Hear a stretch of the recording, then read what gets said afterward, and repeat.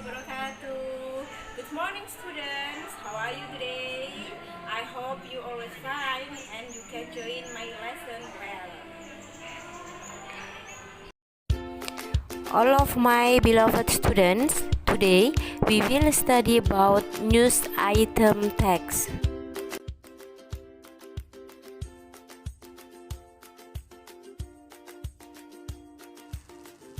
First of all, I want to tell you about definition of news item text. News item text is a text which inform readers about event of the day. The event are considered newsworthy or important. Jadi, news item text adalah teks berita yang menginformasikan pembaca tentang peristiwa hari ini. Peristiwa tersebut dianggap layak diberitahukan atau sesuatu yang penting.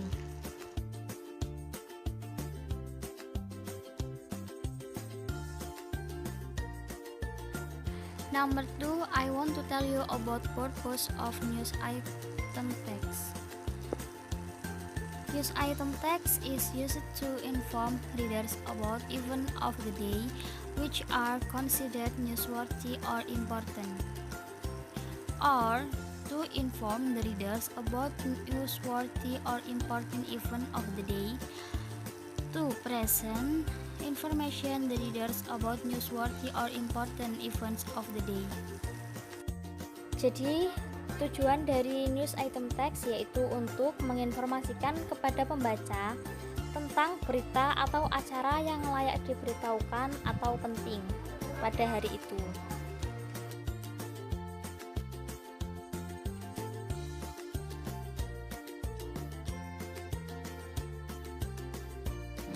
Thirdly, I want to tell you about generic structure of news item text. There are main event or newsworthy, elaboration or background event, research of information. Jadi, struktur dari news item text yaitu yang pertama, berita pokok atau berita utama yang diberitakan. Yang kedua, elaborasi atau latar belakang berita. Yang ketiga, yaitu sumber dari informasi tersebut. Selanjutnya akan saya jelaskan satu persatu.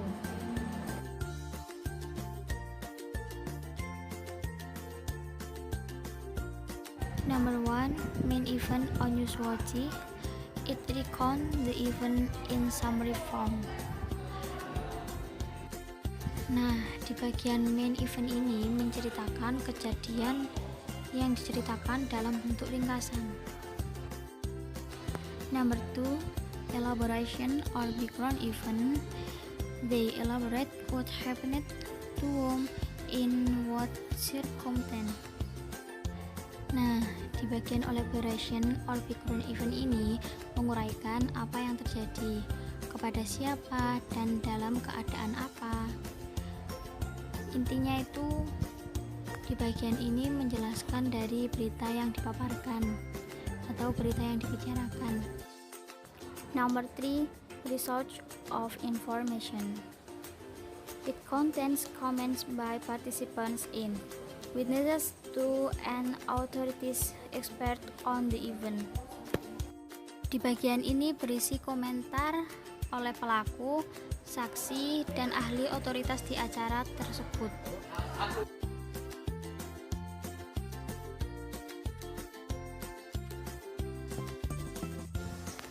Now, I want to tell you about language feature of news item text.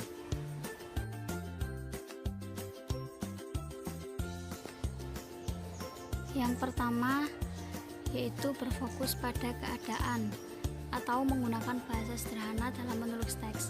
Ini maksudnya itu bahasa yang digunakan dalam menulis news item text tidak berbelit-belit atau jelas. Yang kedua, yaitu menggunakan kata kerja pepatah atau tanda petik. Misalnya, dia berkata, lalu dikasih tanda petik, diinformasikan, diberitahu, dilaporkan, dan lain sebagainya. Yang ketiga, yaitu kadang di awal pemberitaan atau di awal berita ada lokasi yang disebutkan, misalnya Jakarta Strip atau Kuala Lumpur Strip. Selanjutnya, menggunakan past tense dalam menjelaskan berita acara.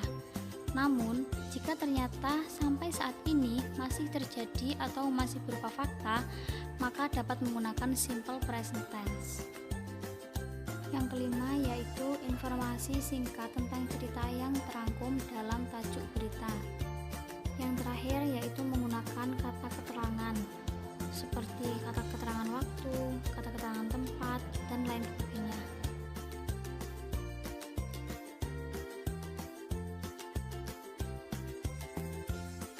Now, I want to show you example of news item text.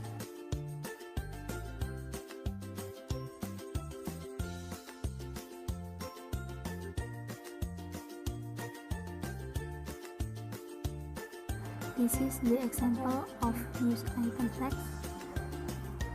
The first paragraph is main event, the second paragraph is elaboration, and the last paragraph is research of information.